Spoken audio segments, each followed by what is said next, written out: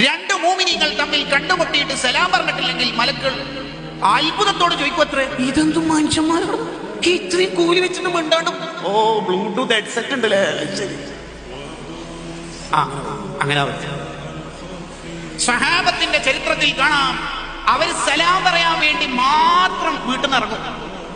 ഒരാളെ പുതിയ കിട്ടണ്ടേ സലാം പറയാൻ, വീട്ടുകാരോട് തന്നെ അസ്സലാമു അലൈക്കും അസ്സലാമു അലൈക്കും ഇതെന്താ ഷാദുൽ റാത്തീബ് ഇങ്ങനെ പറഞ്ഞുകൊടുക്കാൻ? അങ്ങനെ സുന്നത്തില്ലല്ലോ. ഒരാളെ കാണുമ്പോൾ അസ്സലാമു അലൈക്കും തീർന്ന്. ഈ സലാമിന്റെ കൂലി കേട്ടിട്ട് ഇപ്പം പരസ്പരം സലാം പറയൽ സുന്നത്തുണ്ടോ? അത് നിങ്ങൾ മീറ്റ് ആൻഡ് സെപ്പറേറ്റ്. കണ്ടുമുട്ടുമ്പോൾ സലാം പറയണം, പിരിയുമ്പോഴും സലാം പറയണം. അടുത്തിരിക്കുന്ന ആളോട് പറഞ്ഞു കൊടുക്കല. അങ്ങനെ സുന്നത്തുണ്ടോ? ഇല്ല. അങ്ങനെ സുന്നത്തുണ്ടോ? ഇല്ല. അപ്പൊ ഒരു പുതിയ ആളെ കിട്ടാൻ വേണ്ടി, സലാം പറയാൻ ഒരാളെ കിട്ടാൻ വേണ്ടി സ്വഹാബത്ത് ടൗണിലേക്ക് മറ്റൊക്കെ പോകത്ര. എന്തിന്? ഒരു പുതിയ ഒരാളെ കിട്ടാൻ വേണ്ടിയിട്ട്. അത്രയും വലിയ കൂലിയുണ്ട് സലാം പറച്ചിലിന്. അള്ളാഹു തൗഫീഖ് ചെയ്യട്ടെ. ഇനി മുതൽ നമ്മുടെ ജീവിതത്തിൽ ആ നന്മ കുറച്ചുകൂടി ശ്രദ്ധിച്ചിട്ട് ചെയ്യണം.